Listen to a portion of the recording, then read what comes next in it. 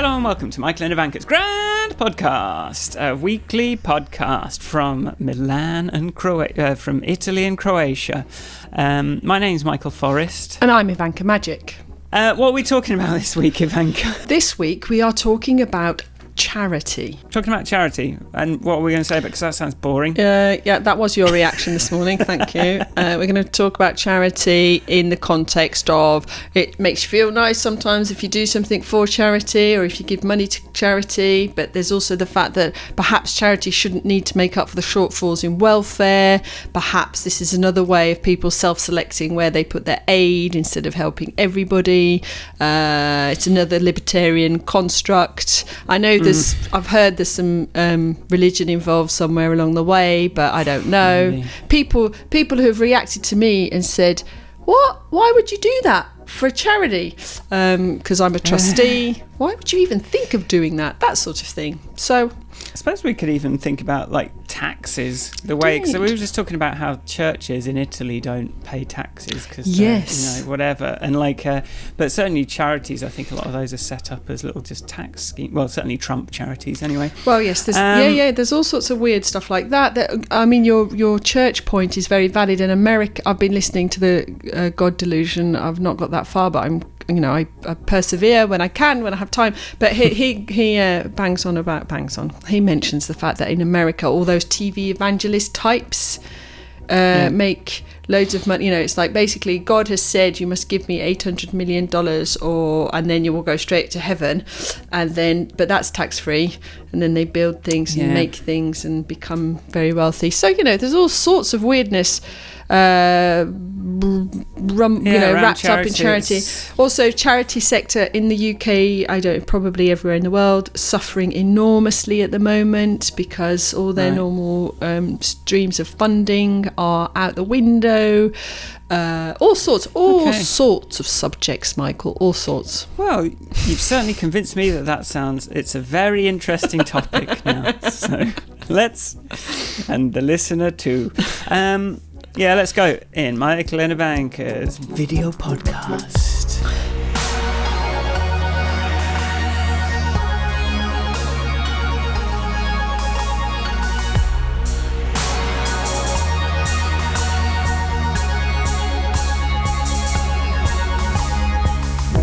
Right, how's it going, Ivanka? How are you?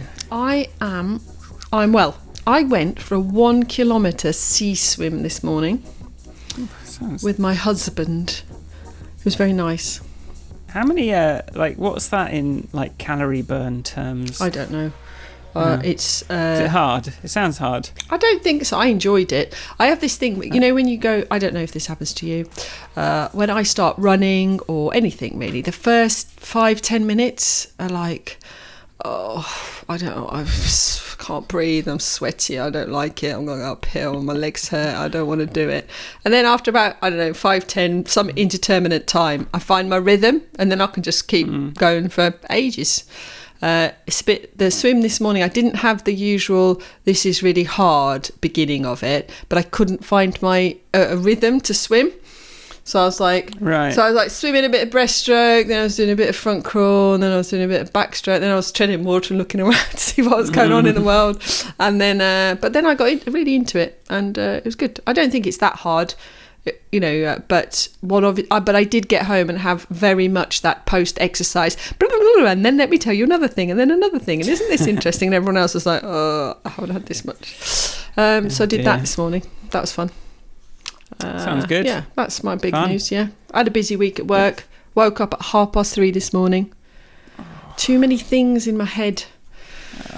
Well, I only got to bed at 2 last night, and then got up at 7. So, I mean, that's still 5 hours, I suppose. But I've been there's the Italian schedule is different to the English schedule.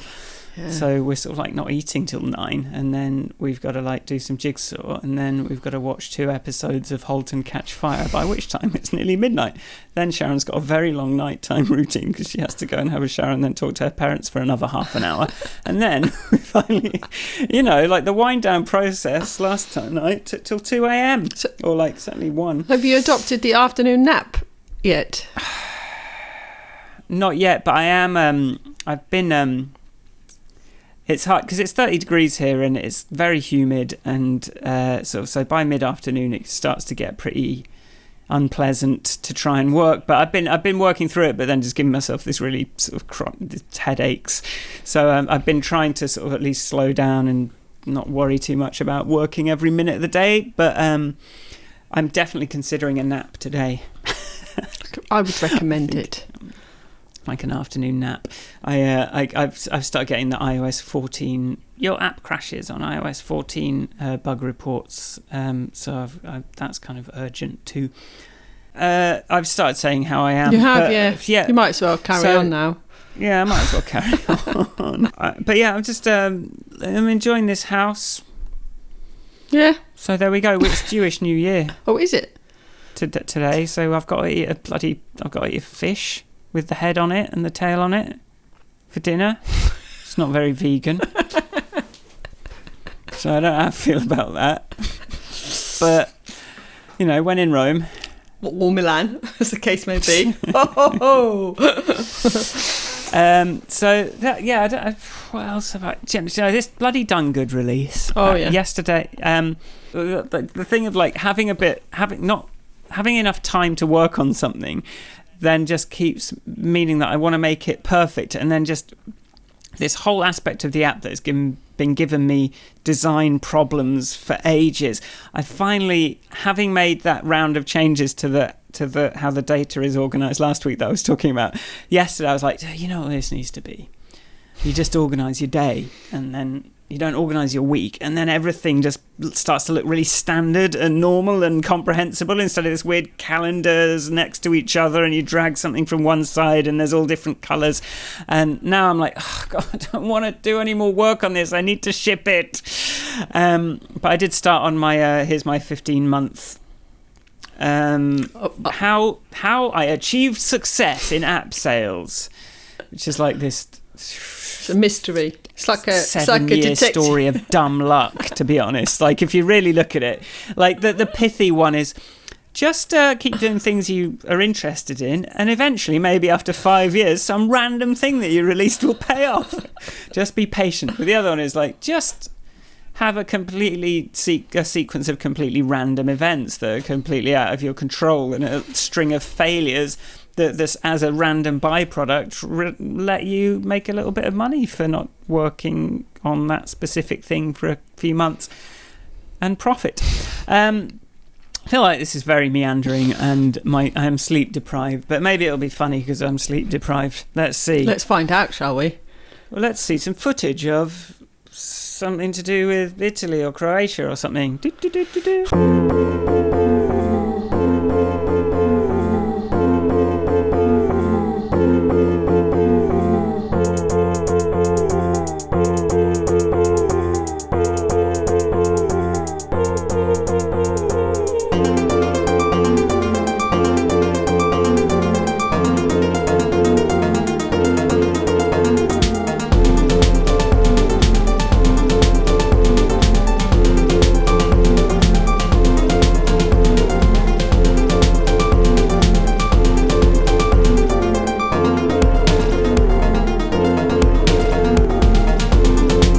Charity. What's your charity? Yeah, just fucking start. Just start, please.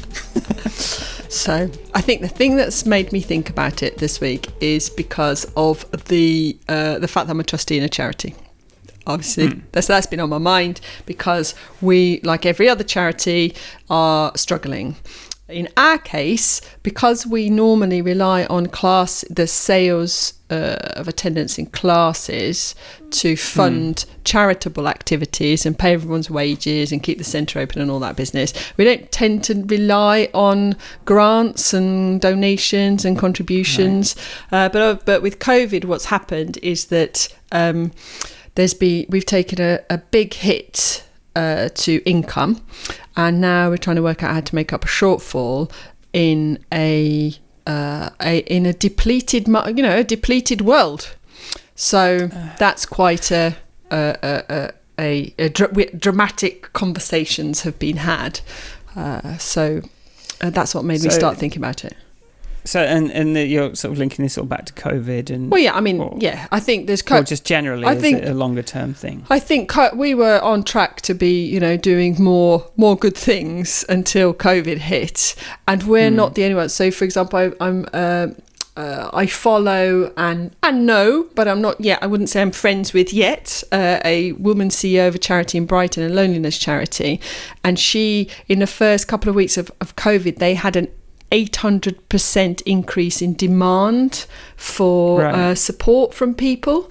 And it's that aspect of it as well. Food banks, all of these charitable organisations have had a huge increase in demand, but no matching increase in support.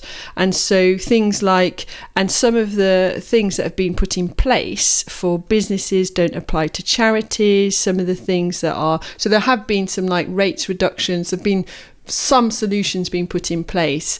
But if your demand has gone up so high, then you're never going to be able to meet that shortfall. That's not the scenario our particular charity's in, but yeah, that's the kind of so it just got me to thinking about the fact that so I was doing my swimming this morning in the sea, getting a bit of a rhythm, as one does, and then thinking, well, actually, why does a loneliness charity need to exist? Why does a food bank need to exist? Why do we, it's all very, why should we be making up for the shortfalls in and maybe loneliness is an example, loneliness is an interesting one, because what do they do? What does that they do? Have befriending, literally, like they'll hook, if somebody approaches them and say because they're lonely, because they need support, there'll be maybe somebody who phones you once a week or comes to have a cup of tea with you, or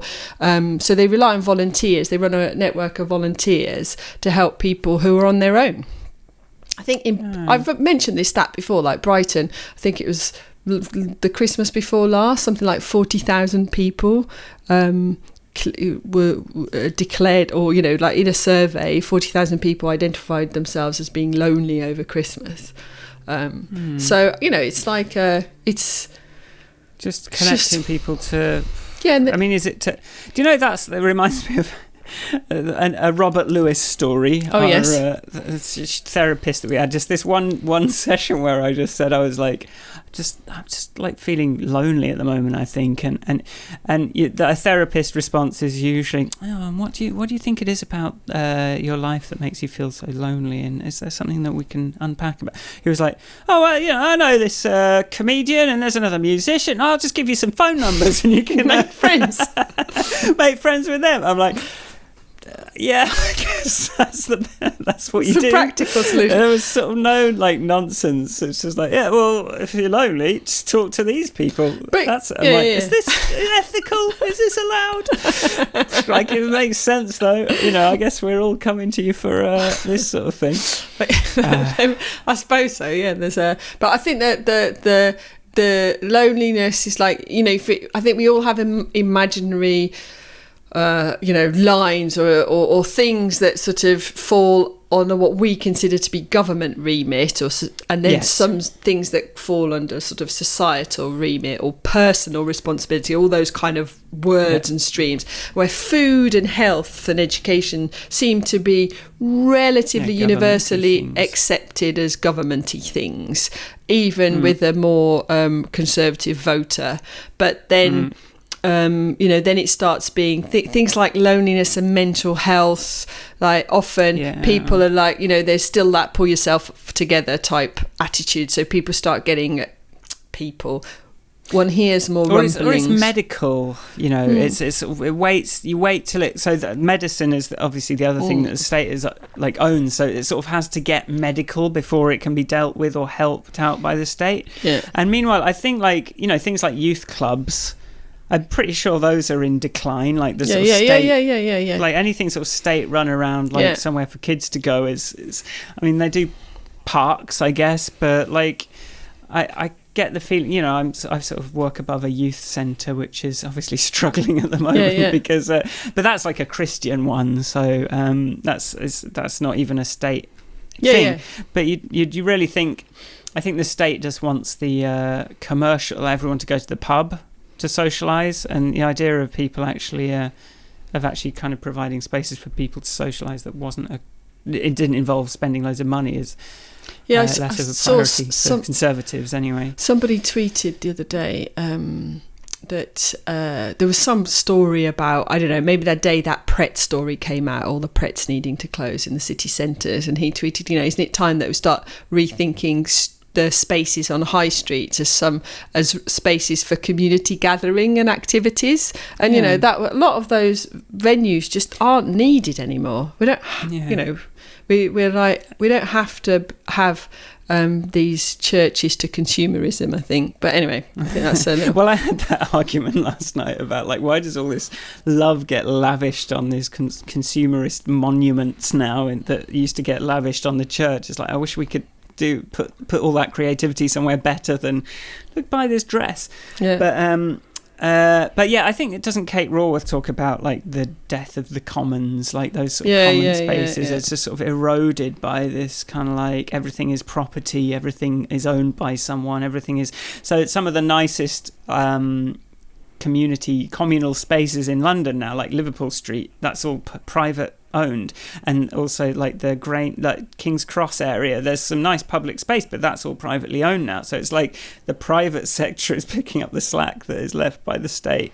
But we're talking about charity, not the private sector, aren't we? Well, but that's the opposite. Tax deductible in a charity way for them. I don't know. I think like there's also this kind of the difference between a not-for-profit and a charity, and right. I think I should understand the difference better, but I don't. I saw this talk by a record label, and they were sort of talking about doing artist development, which is a thing that you don't really see anymore. Like the record industry just sort of waits for someone to go viral and then gives them a record deal. But no one gets talent spotted anymore by some like A&R person who can see potential and then put in a room with a good producer and all that stuff that used to happen, which I think led to.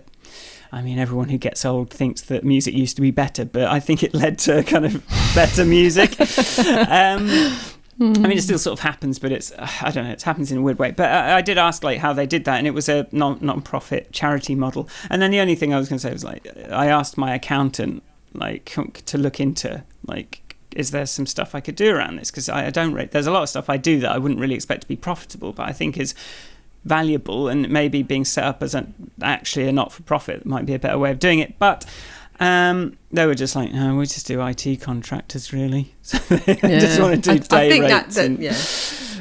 That's a bit of a stumbling block sometimes. But I think the general, if you're a social enterprise or one of these set up in that way, then it's all working on the assumption that everyone's getting a decent wage, but there is no share of dividends. The dividends get reinvested into something like supporting artists or I like community program. I'm not making money to buy a yacht. I'm trying to make money to put into making more things. It's like that, sort of the film companies, they make all this money to make more films, the best ones. I mean, sure, they like the money as well. But anyway, charity. Yeah.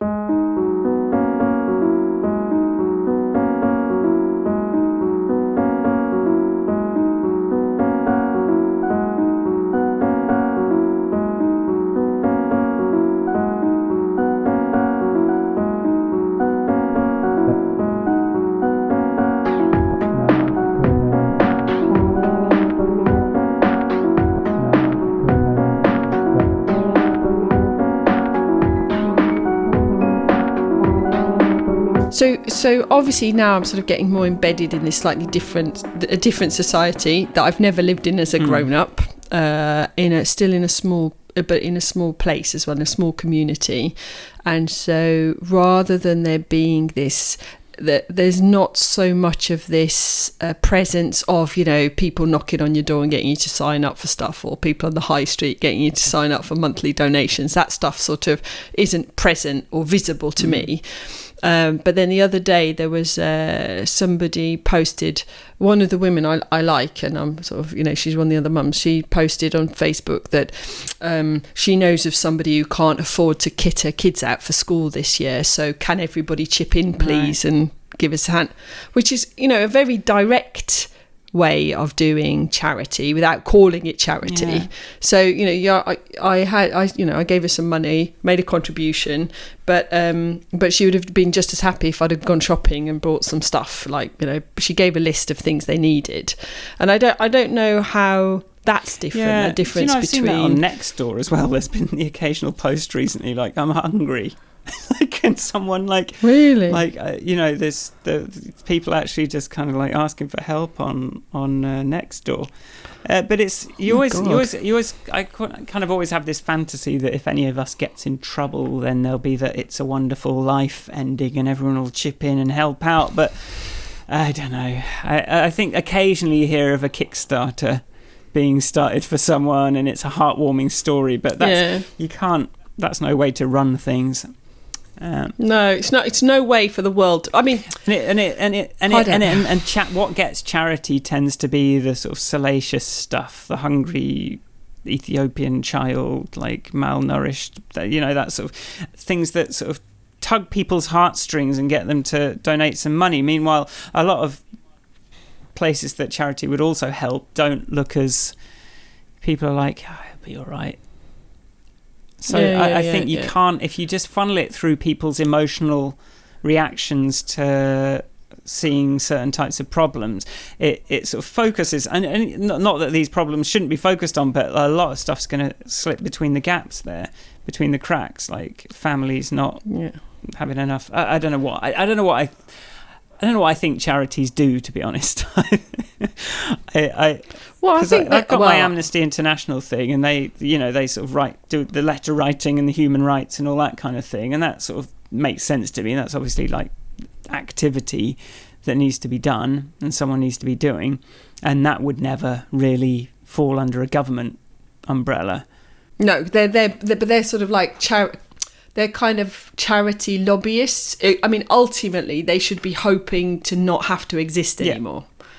Greenpeace should be hoping to not have to exist anymore. They should be able to, put sufficient pressure that the international laws change. Everything is, and then they all retire and go and, I don't know, do whatever they want to do. It's just the goal of all charities not to have to exist. Well, it should be, shouldn't it? I suppose so. Brighton Natural Health Centre. But that's a different thing, because it's serving the community on a daily basis in a not-for-profit way. It's like and it's expanding access to classes and making them available to more people. I don't know if that sort of stuff would ever be available free. I don't know, or should it be? I don't know I don't know. I wish like stuff that everybody could benefit from. Like, can you just imagine, if we got rid of all this, these national borders, this idea that one country's going to attack another country all the time and take their stuff, and instead, just all this construct that was set up by kings back in the old days to say, no, I own up to that bit and that bit, and now everything that's found in there, that has to come to me, and now these are... So if you got rid of all that and just had and you had all that military money, just instead just went... Let's just make it really nice. What does everyone need? Gym stuff? Gym, cool. Natural health facilities, cool. What about a big bar where you can just go and get a drink for yourself and just hang out? And what about maybe there's some waiters and stuff? And what if that it's an all-inclusive life instead of what is the stuff we need to provide to have people not die? If it was what is stuff that everyone likes?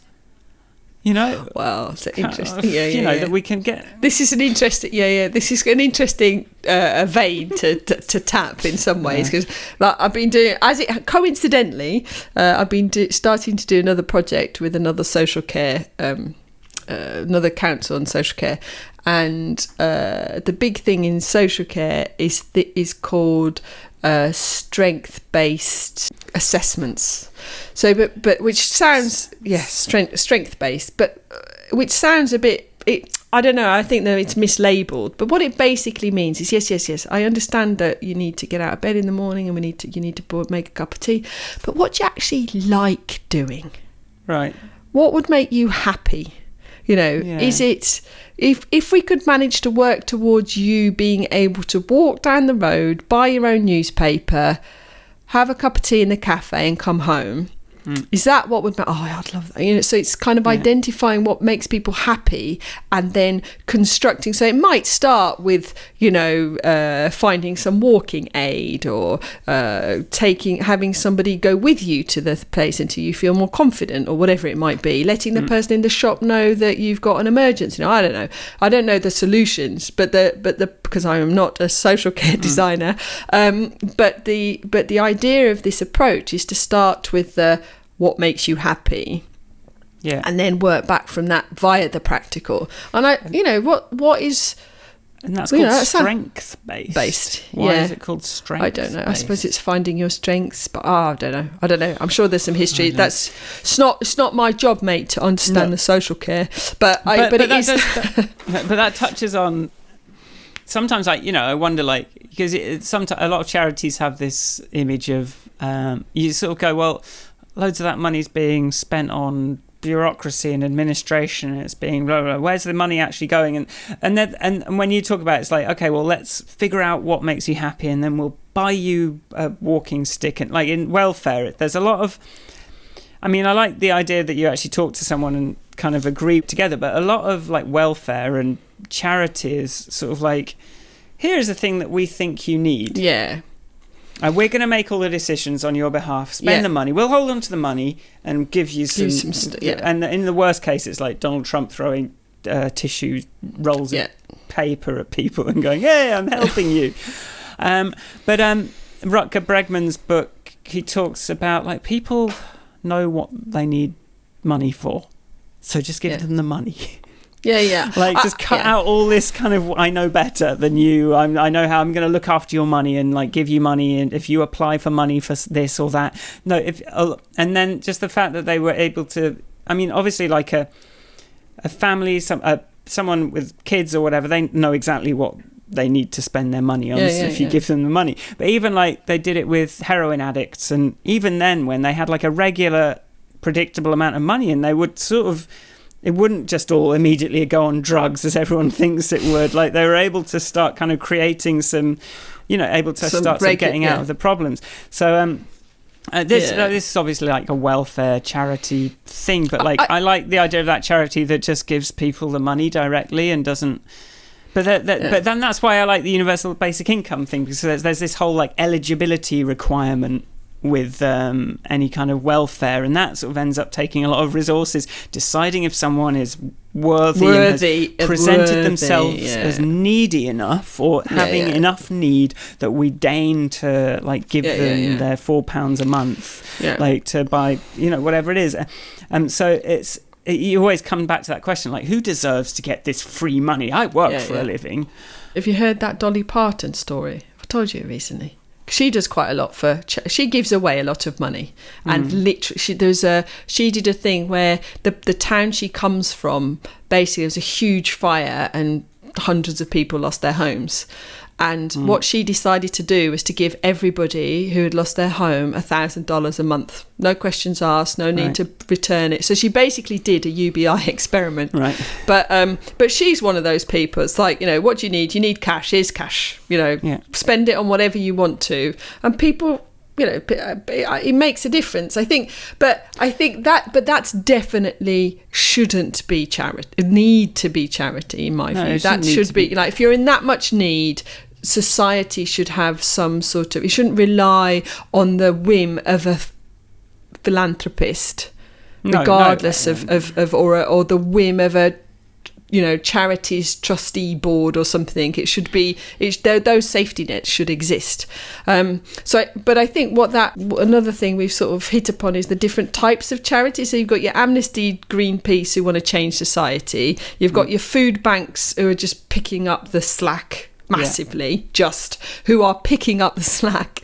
And then you've got charities things like the Brighton Natural Health Centre, that's an education charity, really. It's set up, it's its intention is to give people the opportunity to learn how to look after themselves. That's the idea of it, is that, you know, by putting on classes, working to make them as accessible as possible, putting on specific community programs, that people have a choice of what class to attend, and they can, you know, that was the idea. So it's never had as part of it any therapists or any, you don't go and have things done to you. You go and do things that help you learn about yourself and what suits you for your health and movement. So I suppose in that regard, go on. And what's the clientele like there? Like, is it, because I'm like picturing the hierarchy of needs. It's like, okay, maybe it's people that it's not probably hungry people. It's probably people looking for a bit more meaning or a bit more sort of basic health. I mean, it's people who are. I mean, there is quite a diverse mix of people, for sure. It has but it's people who have chosen to attend a class, but there's a whole variety of ages. Do they seem needy? Do they seem like needy people? They're just people who want to go and do... Like I don't know what people. the need... They're people who want to do stuff, but... That's like a Jesus word, isn't it? Help the needy. Give to the needy. Needy. It's a funny word. What we are able to do, for example, is go and so we exist as a centre and people come to us, and then we have community programmes where we go out and find people who don't come looking for us. So we'll put on a class for women refugees, specifically, who are a particular group, or we'll put on a class for teenage mums, or we'll put on a class, but we'll go and find them, in which case it's fun. They don't have to pay to attend. It's just something that we can provide for them with the cooperation of some other organisation usually.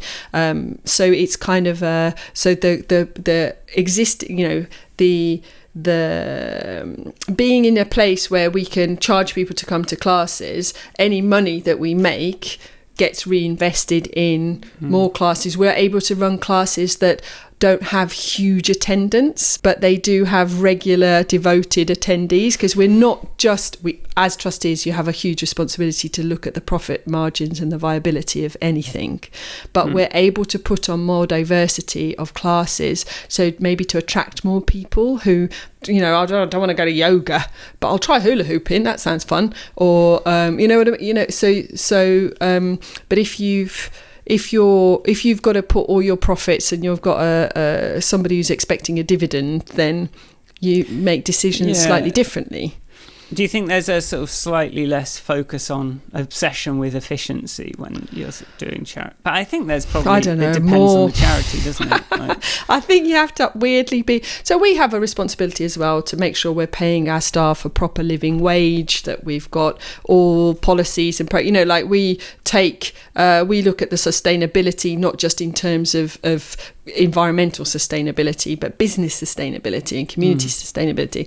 But if you're running as a charity, there is an opportunity to look at running things. You can have more stakeholders at the table. Maybe that's a good way of putting it. So instead of you're just answering to a board of people who just want the best return for their dividends, you can say, well, whilst that might cost us this much money, it will attract a whole new group of people to classes. Or this year we can take this money and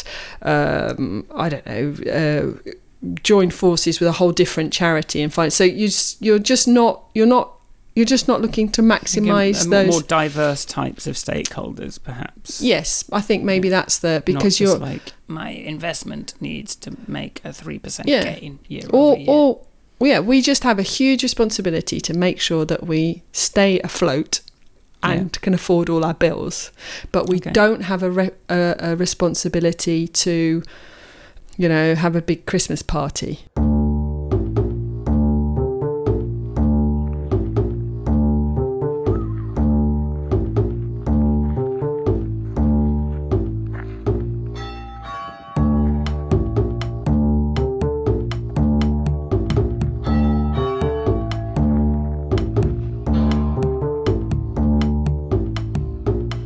So you were saying like someone was shocked that you volunteer.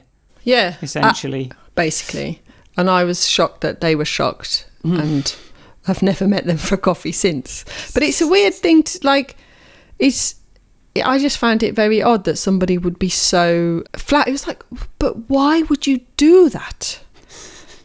It's just such an odd thing to say. I mean, my reaction is more like, how do you find time in your life to do that? Well, that's a different. So I tried to get involved with something, and it was interesting because I was like, okay, well, I talked to this homeless charity person, and like, I was imagining like I was volunteering for maybe like spooning out some soup or whatever the hell those places do. But they were like, oh, we could probably use someone, like some organisation in the office and like sort of sort out the computers and blah. And like, oh yeah, so like if I did do some stuff with a charity, it would be kind of like an organisational level rather than like But I think that's bread. That's one of the things that I was speaking to the woman that deals with rough sleepers in Brighton from the council. She goes, I've got do-gooders wanting to hand out cups of tea left, right and centre, and she goes, what I need a pot of cash that I can help people with their deposits for flats, because that's what I need. So I need people that can help me get that money. So if you do PR, do PR. If you do fundraising, we're kind of this desire to volunteer your handing out cups of tea and duvet skills. Yeah. Anybody can do that, but not everybody is a professional PR person or professional IT or knows how to fix a computer or whatever it might be. So I think donating your actual skills to something, your professional skills is definitely a satisfying thing for sure, and it allows you to develop those skills, and it's a different team dynamic as well, because a board of trustees, nobody's earning any money. So it's like, and everyone gets that week where they're like, wasn't I doing all the work last quarter, or isn't it but you end up, that's just how it is. Like sometimes depending on what your skills are, you'll be called upon more in different periods. It's a good thing for the CV.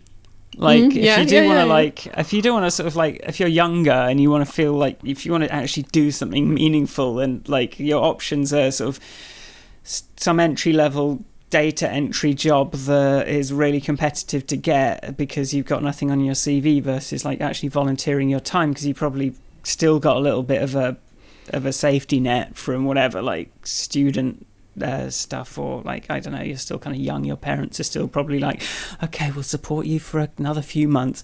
Like that's probably a good time to do a bit of volunteer work, and just knowing that it doesn't have to be if you studied graphic design at university, then maybe you can do some graphic design for this charity, because that'll probably help. It doesn't have volunteering we have this idea that volunteering means handing out cups of tea, exactly, which it doesn't have to be. I think the only thing to watch out for is people who are who could pay and aren't. there's a difference. Like companies, companies. Like going to do free internships and stuff like that. I'm talking about for a charity. No, don't go and do a free internship, please. I mean, let's not let things go that way. It's bad enough that our labour is farmed by the wealthy, but when they don't even pay us anything, it's just the final insult, isn't it? Anyway,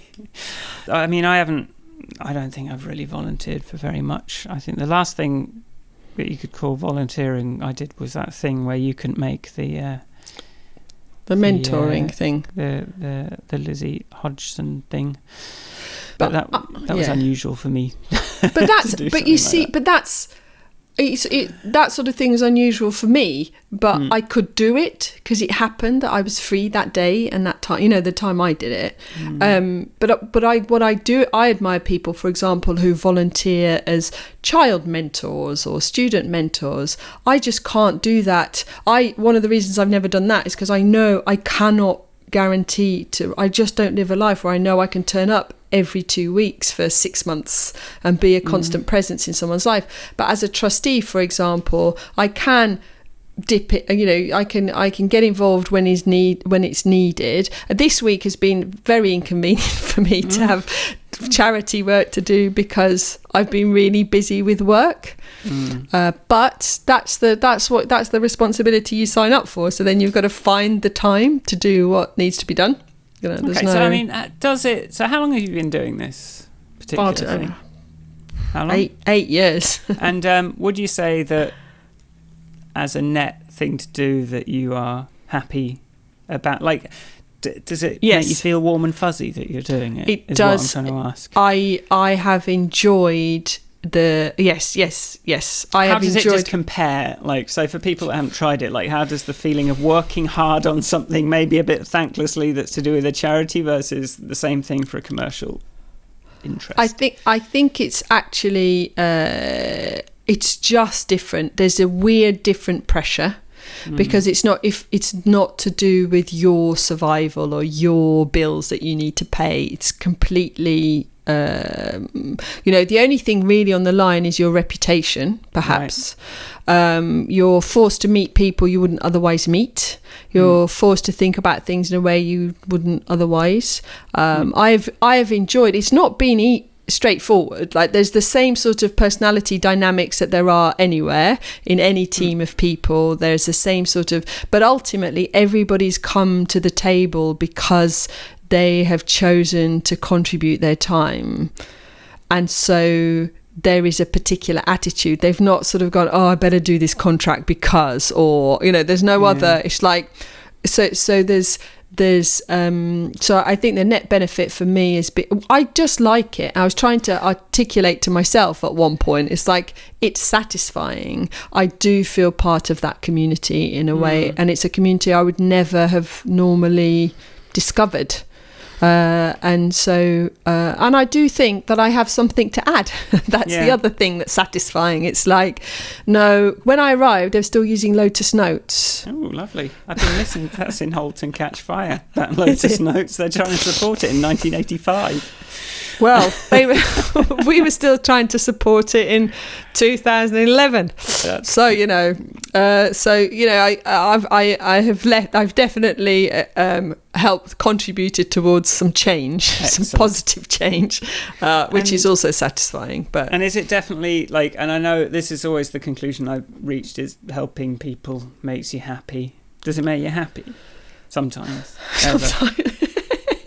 I think it does. It's like, I think it's, it's just, I don't know whether it's either some people do it and some people don't. Well, no, it doesn't matter. Well, does it make you happy? That's what I asked. The thing that woke me up at 3:30 in the morning was not work, and it wasn't my family. It was like, I sent an email last night to do with the charity, and I was like, oh, what are they, what are the responses going to be? That is not nice. Okay. Because, it's like a job in that sense. In that sense, it's like, because there's still, like I say, there's still the personalities, but at the same time, actually coming up with the ideas and knowing that you have a view that you've tested elsewhere and is a good idea. It's like, no, this is what we're going to do. And it's a little bit less of, so yes, does it make me happy overall? Net yes. Okay. On an individual day, maybe not.